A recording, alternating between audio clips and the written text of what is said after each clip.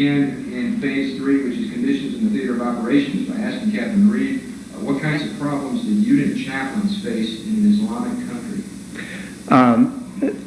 With this particular question, I got an opportunity while I was there in the last phase of my deployment to travel with one of the chaplains to several of the different units, and this was Chaplain Lacron, who is not only a chaplain, but it's also a female. So we got to talk about a lot of the specific issues and the problems that chaplains had, as well as the problems that the females there had spoken with her about. And probably the biggest single thing that you noted is that rather than wear the cross on the collar as a branch insignia, almost all of them choose to just wear, like the Air Force does, captain on both sides. And this is just to keep from offending anyone who might be offended by it.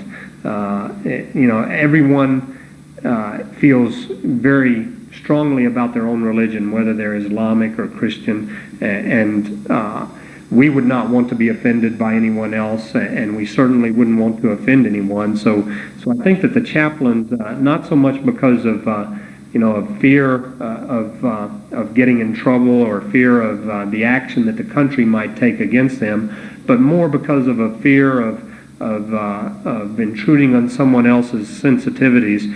They just chose not to flaunt the Christian religion, if you will. The only real problems that they had were in bringing in supplies. You would think that that's not that big a deal, but bringing in anything by mail with religious Christian beliefs is against the law, from what I understand. So they couldn't bring in hymnals or religious literature other than through sealed boxes and on military aircraft. So just a little bit of a problem with executing what needed to be done. All of the services that are normally required and normally conducted were still done in a normal manner. It's just they were much lower key. Perhaps some of your more vocal services were kept in a more remote area to make sure that no one was offended. But other than the keeping the crosses out of sight and the locations of the religious services themselves, there was no significant activities that in my opinion, or in Chaplain Lacron's discussions, brought up any key points. Of course, the issue of discrimination is obviously a very sensitive issue as well. The facilities that are made available to the soldiers, often for the Saudi Arabians, are primarily for the male Saudi Arabians. So in some cases, the facilities that they were willing to offer to the Americans were only for the American males. And you can't really just come right out and say, look, I'm sorry, if you're not going to let our females use it, then we don't want it, when they're offering you a multi-million-dollar facility. But what actually ended up occurring is we compromised. I think that probably, even though it's not the way we wanted to end up, everything that we got for the males, all the commanders tried to get for the females as well. If there were gymnasium facilities that the males could use, then either the same facility or a different facility was procured or attempted to have procured for the females. If there was a recreation facility that the males could use, we tried to make sure that even though they may not be able to go at the same time to the same location, they would all have the same facilities. Obviously, in our society, separate but equal facilities does not meet the standard. But in their society, in some cases, separate but equal facilities may have been the best we could do without causing an international incident. A specific example of one that we really had to work hard on. As I mentioned, the females were not supposed to wear shorts in the Saudi Arabian society, even our females, where they might be seen by the Saudi Arabians. So, initially, some of the males were running in their shorts, their physical training gear, and the females would have to wear sweatpants. Well, even though they had to continue wearing the longer coverings for their legs, we were allowed to go out and local purchase some very lightweight materials so that we didn't have the females actually having to do PT in extremely uncomfortable gear. And in some cases, the units would even choose to ensure that, well, look, if the females have to wear the sweats, the males too. Getting to talk to Chaplain McCrone about these and some of the other very sensitive issues was an educational experience for me, because she took a very pragmatic approach. She realized that we had a country where even though the standards were not something that we could live with, we had to be aware of what we could push, and when we had to just accept a shortcoming in their culture, or what appeared to us to be a shortcoming. But the only reason it was a shortcoming is because it's not something that we were used to living with.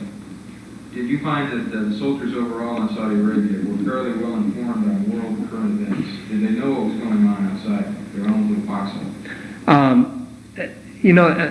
The answer that I kind of prepared for this was that yes, they were well informed, but they didn't know it, and that sounds kind of like a conflict there. But I would go around and talk to them, and they would ask me a bunch of questions, assuming that the chain of command had some great volume of information that the soldiers didn't have.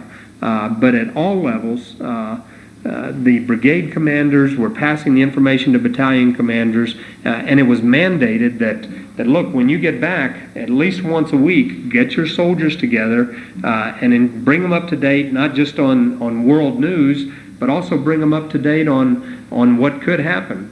What the plan is if the plan occurs. Make sure that not just your leaders know what has to be done.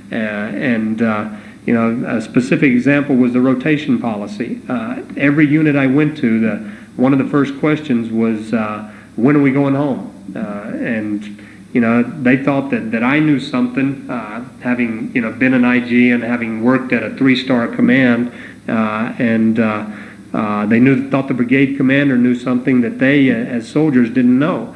But when I informed them that look, even I, IG that I am, don't know any more about when they're going home than they do.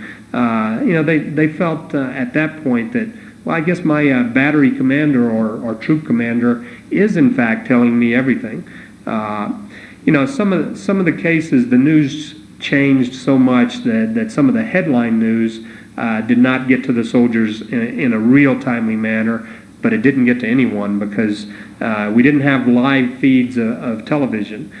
We did have access to Saudi Arabian daily newspapers that gave us a slightly biased, in my opinion, viewpoint of the news because it's a different country's newspaper, and you're immediately going to assume that they cover the news a little bit differently, and I guess that probably shows a little bit of my own bias towards the media and some of the way they present the information.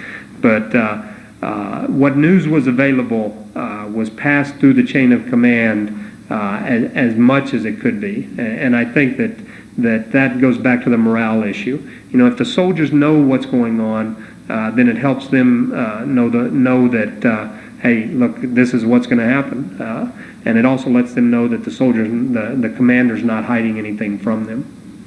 Linked with their knowledge of what was or wasn't going on in the world, were there any rumors that were particularly current that were floating around during your stay in Saudi Arabia?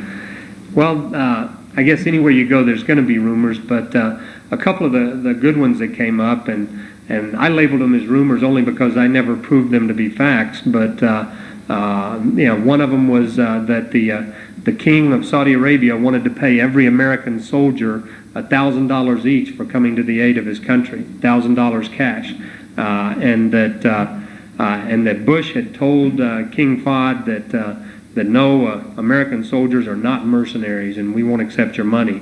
And the soldiers were very upset that President Bush had given back $1,000 each of their money.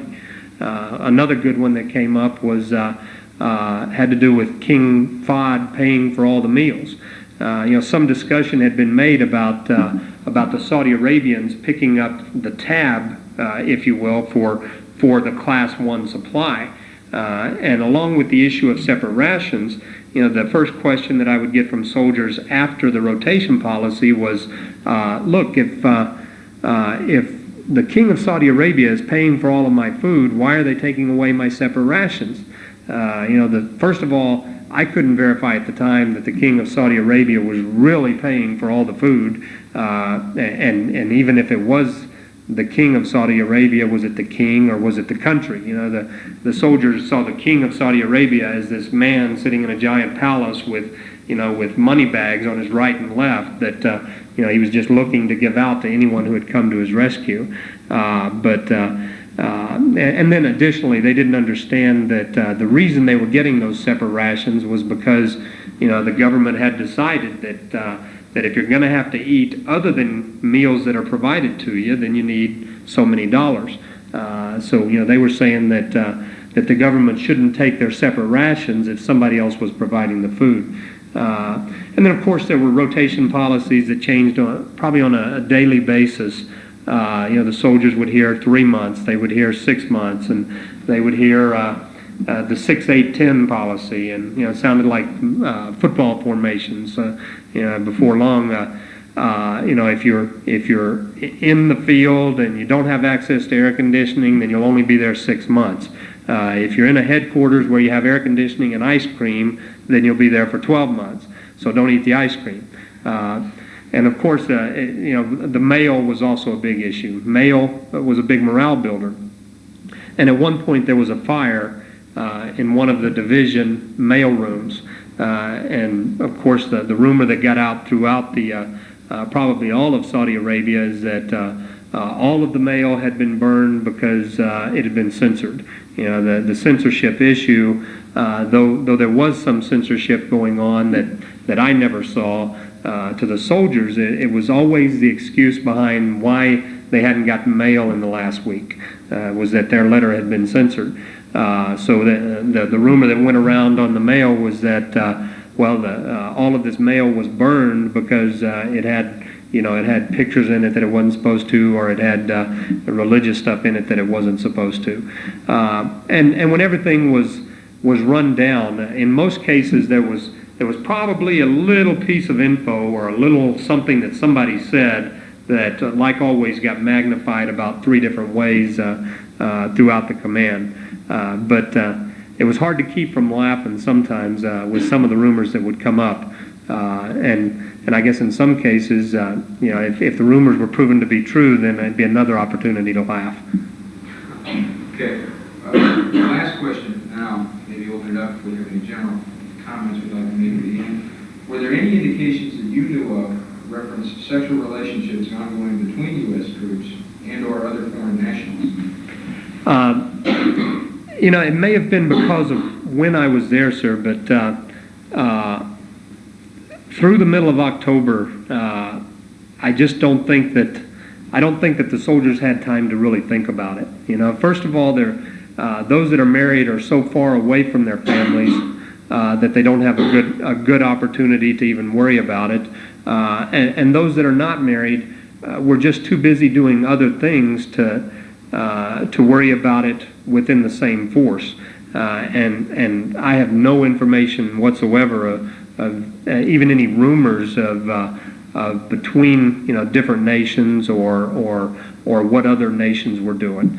Of course, when I was in Riyadh, there was a lot more social activity. We had a swimming pool we could go to. We felt a little more relaxed there.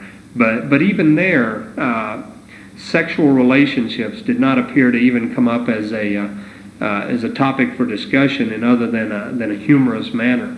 And I guess humorous or in a wishful, wishful manner. Wish I were back home, or wish I wasn't over here.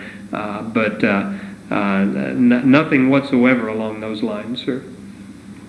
Let me build on that. Was there any problem that you knew of reference to prohibition on alcohol among our troops?